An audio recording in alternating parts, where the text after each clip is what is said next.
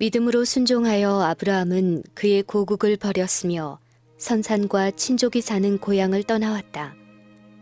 그는 자신의 유업의 땅에서 나그네처럼 방황하였다. 그는 약속된 후사의 출생을 오래 기다렸다. 하나님의 명령을 따라 그는 그의 아들 이스마엘을 내보냈다. 그런데 이제 그처럼 오랫동안 소망했던 아들이 성년이 되어가고 있었을 때, 그리하여 부조가 그의 소망의 결실을 식별할 수 있는 것처럼 보였을 때, 그의 앞에는 다른 모든 시험보다도 훨씬 더 큰 시험이 이르러 왔다. 그 명령은 그 아버지의 마음을 고통으로 찢어지게 했음에 틀림이 없었을 다음과 같은 말로 표현되었다. 내 아들, 내 사랑하는 독자 이삭을 번제로 드리라. 이삭은 그의 가정의 빛이요, 그의 노령의 위로요, 다른 모든 것보다도 약속된 축복의 후사였다. 그런 아들을 사고나 질병으로 잃는다 해도 사랑하는 아버지에게는 가슴이 찢어지는 일이었을 것이요, 백발이 된 그를 슬픔에 잠기게 하였을 것이다. 그런데 그는 친히 자신의 손으로 그 아들의 피를 흘리라는 명령을 받았다. 그것은 그에게 도저히 불가능한 일처럼 보였다. 거룩한 율법에 살인하지 말지니라고 했으며, 또 하나님께서는 일단 당신께서 금하신 바를 요구하실 리가 없으므로 그는 틀림없이 속임을 당하였을 것이라고 사단은 곁에서 암시하였다. 아브라함은 장막 밖으로 나가 맑게 개인 고요한 하늘의 광채를 우러러보며 그의 자손이 하늘의 별처럼 셀 수 없이 많으리라던 근 50년 전의 약속을 회상하였다. 만일 이 약속이 이삭을 통하여 성취되어야 한다면 어떻게 그가 죽임을 당할 수 있을까? 아브라함은 자신이 기만을 당했을 것이라고 믿도록 유혹을 받았다. 의심과 고민 중에 그는 땅에 엎드려 이 무서운 의무를 수행해야 할 것인지 주어진 명령의 확실성을 알고자 이전에 결코 그같이 해본 적 없는 간절한 기도를 드렸다. 그는 소돔을 멸망시키려는 하나님의 계획을 그에게 보여주도록 보내심을 받은 천사들, 바로 이 아들 이삭에 관한 약속을 전달한 천사들을 기억하고 그들을 만나 더 자세한 지시를 받을 희망을 품고 여러 번 하늘의 사자를 만났던 곳으로 가보았다. 그러나 아무도 그를 구원하러 오지 않았다. 암흑이 그를 에워싼 것처럼 보였다. 그러나 내 아들, 내 사랑하는 독자 이삭을 데리고 가라는 하나님의 명령은 그의 귀에 쟁쟁이 울리고 있었다. 그 명령에 순종해야 했으므로 그는 감히 지체할 수 없었다. 날이 밝아오므로 그는 여행길에 올라야 하였다. 장막으로 돌아온 그는 이삭이 깊은 잠, 곧 아무것도 모르고 젊음의 단잠을 자고 있는 곳으로 갔다. 아버지는 잠시 그의 아들의 사랑스러운 얼굴을 바라본 후 떨면서 돌아섰다. 그는 사라 곁으로 갔는데 그 여자도 자고 있었다. 사라를 깨워서 한 번 더 그의 아들을 안아보도록 해야 할까? 하나님의 요구를 그에게 말해야 할까? 그는 마음을 그에게 털어놓고 이 무서운 의무를 그와 분담하고 싶었다. 그러나 그는 그 여자가 자신의 일을 방해할까봐 두려워서 자제하였다. 이삭은 그 여자의 기쁨과 자랑이었고 그 여자의 생명은 그와 결탁되어 있었으므로 모성애가 그 희생을 거절할지도 몰랐다. 마침내 아브라함은 그의 아들을 불러 먼 산에서 희생을 드리라는 명령에 대하여 그에게 말하였다. 이삭은 종종 아버지와 함께 아버지의 유랑 생활을 말해주는 어떤 제단들에 예배하러 갔었으므로 이 부름이 아무런 놀라움을 주지 않았다. 여행 준비는 빨리 끝났다. 나무는 준비되어 나귀에 실렸고 그들은 두 하인과 함께 출발하였다. 아버지와 아들은 나란히 서서 말없이 여행하였다. 아브라함은 엄청난 비밀에 대한 생각으로 말할 마음이 없었다. 그는 아들을 자랑하고 사랑하는 어머니와 또 그가 혼자 그 여자에게로 돌아가야 할 날에 대하여 생각하고 있었다. 그는 칼이 그 여자의 아들의 생명을 끊을 때에 그것이 그 여자의 가슴을 찌르리라는 것을 잘 알았다. 아브라함이 여태껏 경험했던 것 가운데 가장 길었던 그 하루는 천천히 저물어갔다. 그의 아들과 하인들이 자고 있는 동안에 그는 기도로 밤을 지새우며 아직도 어떤 하늘의 사자가 찾아와서 시험은 이것으로 넉넉하며 청년은 아무런 해를 받지 않고 그의 어머니에게 돌아가게 될 것이라고 말해주기를 바랬다. 그러나 그의 고통당하는 영혼에게는 구원이 이르러 오지 않았다. 또 긴 하루와 겸비와 기도의 밤이 지나갔으나 그를 무자하게 만들게 될 명령만이 그의 귀에 쟁쟁하였다. 사단은 가까이서 의심과 불신을 속삭이었으나 아브라함은 그의 암시들을 물리쳤다. 그들이 셋째 날의 여행을 시작하려고 하였을 때 북쪽을 바라보던 아브라함은 약속의 표인 영광의 구름이 모리아산 위에 배회하는 것을 보았다. 그는 자신에게 말한 음성이 하늘에서 온 것임을 알았다. 지금도 그는 하나님에 대하여 불평하지 않고 주의 선하시고 진실하신 증거를 생각함으로 그의 영혼을 강건하게 하였다. 이 아들은 예기치 않게 주어졌으니 귀중한 선물을 주신 분께서 당신 자신의 것을 다시 취하실 권리가 없으시겠는가? 그때의 믿음은 이삭에게서 나는 자라야 내 씨라 칭할 것임이라는 약속, 곧 바닷가의 모래알처럼 셀 수 없이 많은 자손을 주시리라는 약속을 반복하였다. 이삭은 기적의 아들이었으니 그에게 생명을 준 능력이 그것을 다시 회복할 수 없겠는가? 보이는 것, 저편을 바라보며 아브라함은 하나님의 약속을 붙잡고 하나님이 능히 죽은 자 가운데서 다시 살리실 줄로 생각하였다. 그러나 하나님밖에 아무도 그의 아들을 죽음에 내어주는 아버지의 희생이 얼마나 컸는지 이해할 수 없었다. 아브라함은 하나님 외에는 아무도 그 고별의 장면을 목격하기를 원치 않았다. 그는 내가 아이와 함께 저기 가서 경배하고 너희에게로 돌아오리라고 말하여 하인들을 뒤에 머물러 있게 하였다. 나무는 제물이 될 이삭에게 지우고 아버지는 칼과 불을 가지고 그들은 함께 산꼭대기를 향하여 올라갔다. 이삭은 우리와 양떼가 없는데 어디서 제물을 구할 것인지 내심 이상하게 생각하였다. 마침내 그는 내 아버지여 불과 나무는 있거니와 번제할 어린 양은 어디 있나이까? 라고 말하였다. 오, 이 얼마나 무서운 시험이었는가. 내 아버지여 라는 사랑스러운 말이 얼마나 아브라함의 마음을 찔렀던가. 그러나 아직은 아니었다. 그는 지금은 그에게 말할 수 없었다. 그는 아들아, 번제할 어린 양은 하나님이 자기를 위하여 친히 준비하시리라고 말하였다. 지정된 장소에 이르러 그들은 제단을 쌓고 그 위에 나무를 올려놓았다. 그 후에 아브라함은 떨리는 음성으로 하나님의 기별을 아들에게 알렸다. 이삭은 그의 운명을 알고 두려워하고 놀랐으나 아무 저항을 하지 않았다. 이삭은 그렇게 하기로 선택했더라면 자신의 운명을 피할 수 있었을 것이다. 그 격렬했던 3일간의 투쟁에 지쳐서 비탄에 빠진 노인은 혈기왕성한 청년의 뜻을 꺾을 수는 없었을 것이다. 그러나 이삭은 유년 시절부터 즉시 신뢰하고 순종하도록 훈련되어 있어서 하나님의 목적이 자신에게 알려졌을 때 그는 자원해서 순종하였다. 그는 아브라함의 믿음을 나누어 가진 사람이었으므로 자신의 생명을 하나님께 제물로 드리도록 부르심을 받은 것을 영광으로 생각하였다.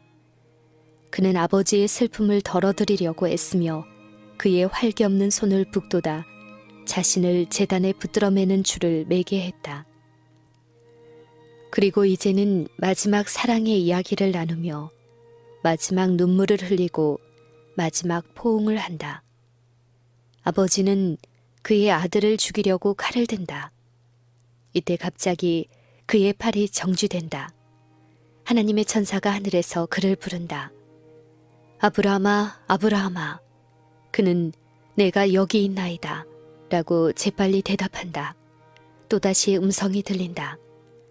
그 아이에게 내 손을 대지 말라. 아무 일도 그에게 하지 말라. 내가 내 아들 내 독자라도 내게 아끼지 아니하였으니 내가 이제야 내가 하나님을 경외하는 줄을 아노라. 그때 아브라함은 한 수양이 수풀에 걸려있는 것을 보고 재빨리 그 새 재물을 가져다가 그것을 아들을 대신하여 드렸다. 기쁨과 감사함으로 아브라함은 그 거룩한 곳에 여호와 이레 곧 여호와의 산에서 준비되리라는 새 이름을 붙여주었다. 모리아 산에서 하나님께서는 다시 당신의 언약을 새롭게 하시고 엄숙한 맹세로서 아브라함과 그의 후손에게 앞으로 다가올 모든 세대를 통하여 받을 축복을 확증하셨다. 여호와께서 이르시기를 내가 나를 가리켜 맹세하노니 네가 이같이 행하여 네 아들 네 독자를 아끼지 아니하였은즉 내가 네게 큰 복을 주고 네 씨로 크게 성하여 하늘의 별과 같고 바닷가의 모래와 같게 하리니 네 씨가 그 대적의 문을 얻으리라. 또 네 씨로 말미암아 천하 만민이 복을 얻으리니 이는 네가 나의 말을 준행하였음이니라. 아브라함의 위대한 믿음의 행위는 불기둥처럼 서서 모든 후대의 하나님의 종들의 진로를 비추고 있다. 아브라함은 하나님의 뜻을 실행하기를 기피하려고 하지 않았다. 만일 그가 의심하려고 하였더라면 3일간의 여행 중에 이유를 따지고 하나님을 의심할 수 있는 충분한 시간이 있었다. 그는 자신의 아들을 죽이는 것은 그로 살인자, 곧 제2의 가인으로 주목을 받게 하는 원인이 될 것이며 그의 가르침이 거절과 멸시를 당하여 이웃 사람들에게 선을 행할 수 있는 그의 능력을 손상시키는 원인이 될 것이라고 이유를 제기할 수도 있었다. 그는 또한 나이를 이유로 순종의 의무에서 면제되어야 한다고 간청할 수도 있었다. 그러나 그는 그 어느 것을 핑계로 피난처를 찾고자 하지 않았다. 아브라함도 인간이었고 그의 애정과 애착도 우리의 그것과 같았다. 그러나 그는 이삭이 죽임을 당하면 약속이 어떻게 성취될 수 있을 것인가 하는 의문을 가지고 머뭇거리지 않았다. 그는 자신의 아픈 마음을 구실로 이유를 따지려고 하지 않았다. 그는 하나님께서 당신의 모든 요구에 있어서 공평하고 의로우심을 알고 명령을 문자 그대로 순종하였다. 아브라함이 하나님을 믿으니 이것을 의로 여기셨다는 말씀이 응하였고 그는 하나님의 벗이라 칭함을 받았나니 바울은 말하기를 그런즉 믿음으로 말미암은 자들은 아브라함의 아들인 줄 알지어다라고 하였다. 그러나 아브라함의 믿음은 그의 행위로 나타났다. 우리 조상 아브라함이 그 아들 이삭을 제단에 드릴 때에 행함으로 의롭다 하심을 받은 것이 아니냐. 네가 보거니와 믿음이 그 행함과 함께 일하고 행함으로 믿음이 온전케 되느니라. 믿음과 행함의 관계를 이해하지 못하는 사람들이 많다. 그들은 말하기를 그리스도를 믿기만 하라. 그러면 그대는 안전하다. 그대는 율법을 지킬 필요가 없다. 라고 말한다. 그러나 진정한 믿음은 순종을 통해 나타날 것이다. 그리스도께서는 믿지 않는 유대인들에게 너희가 아브라함의 자손이면 아브라함의 행사를 할 것이요 라고 말씀하셨다. 그리고 충실한 자들의 조상에 관하여 주께서는 아브라함이 내 말을 순종하고 내 명령과 내 계명과 내 율례와 내 법도를 지켰음이니라고 선언하신다. 사도 야고보는 행함이 없는 믿음은 그 자체가 죽은 것이라고 말한다. 그리고 그처럼 철저하게 사랑을 강조한 요한은 우리에게 하나님을 사랑하는 것은 이것이니 우리가 그의 계명을 지키는 것이라고 말한다. 하나님께서는 예표와 약속을 통하여 먼저 아브라함에게 복음을 전하셨다. 그러므로 그 부조의 믿음은 오실 구주에게 고정되었다. 그리스도께서는 유대인들에게 너희 조상 아브라함은 나의 때를 볼 것을 즐거워하다가 보고 기뻐하였느니라고 말씀하셨다. 이삭을 대신하여 번제로 드려진 어린 양은 우리 대신 희생당하시기로 되어 있던 하나님의 아들을 대표하였다. 인간이 하나님의 율법을 범하여 죽을 운명에 처하였을 때 하늘 아버지께서는 당신의 아들을 쳐다보며 죄인에게 살라, 내가 대속물을 찾았노라고 말씀하신다.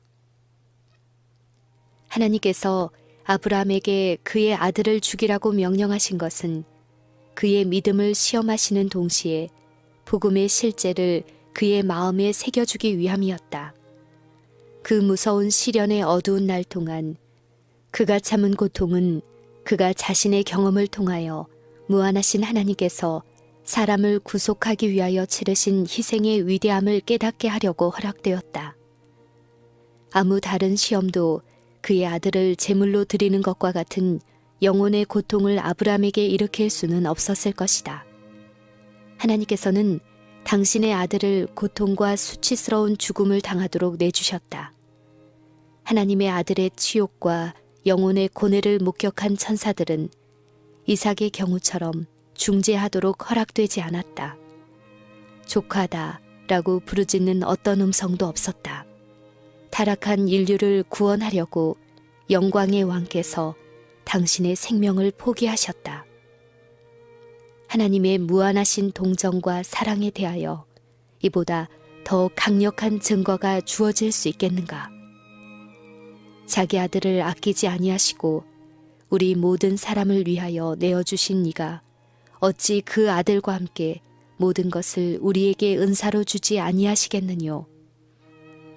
아브라함에게 요구된 희생은 그 자신의 유익이나 후대의 이익만을 위한 것이 아니라 하늘과 다른 세계들의 무제한 지적 존재들을 교훈하기 위한 것이었다. 그리스도와 사단 사이의 싸움터, 곧 구속의 경륜이 실현되는 장소는 우주의 교과서이다. 아브라함이 하나님의 약속에 대한 믿음의 부족을 나타냈기 때문에 사단은 하나님과 천사들 앞에 그가 언약의 조건을 따르지 못하였다고 비난하고 그래서 하나님의 축복을 받을 자격이 없다고 그를 고소하였다. 하나님께서는 온 하늘 앞에서 당신의 종의 충성심을 증명하여 완전한 순종만이 받으시는 바 된다는 것을 나타내며 구속의 경륜을 그들 앞에 더욱 완전하게 밝히고자 하셨다. 하늘의 존재들은 아브라함의 믿음과 이삭의 순종이 시험 당하던 광경을 목격하였다. 그 시험은 아담에게 주어진 것보다 훨씬 더 혹독하였다. 우리의 첫 조상에게 주어진 금령을 순응하는 데는 고통이 따르지 않았으나 아브라함에게 하신 명령에는 가장 고통스러운 희생이 요구되었다. 온 하늘은 아브라함의 확고부동한 순종을 경의와 감탄 가운데 바라보았다. 온 하늘은 그의 충성됨을 칭찬하였다. 사단의 고소가 거짓됨이 드러났다. 하나님께서는 당신의 종에게 내가 내 아들 내 독자라도 내게 아끼지 아니하였으니 내가 이제야 사단의 비난에도 불구하고 내가 하나님을 경외하는 줄을 아노라고 선언하셨다. 다른 세계의 지성들 앞에서 맹세로서 아브라함에게 확증된 하나님의 언약은 순종은 보상을 받게 되리라는 사실을 증명하였다. 천사들까지라도 구속의 오묘, 곧 하나님의 아들이신 하늘의 사령관께서 범죄한 사람을 위하여 죽으셔야 한다는 사실을 이해하기란 어려운 일이었다. 아브라함에게 그의 아들을 제물로 드리라는 명령을 내렸을 때 온 하늘 존재들의 관심이 집중되었다. 그들은 열렬한 관심을 가지고 이 명령이 성취되는 매 단계를 주시하였다. 번제할 어린 양은 어디 있나이까? 라는 이삭의 물음에 아브라함이 하나님이 자기를 위하여 친히 준비하시리라고 대답하였을 때 아버지가 그의 아들을 막 죽이려는 찰나 그의 손이 멈추어지고 하나님께서 준비하신 어린 양이 이삭 대신에 드려졌을 때 바로 그때 구속의 신비 위에 빛이 비쳤으며 천사들도 사람의 구원을 위하여 하나님께서 마련하신 놀라운 준비를 보다 분명하게 이해하였다.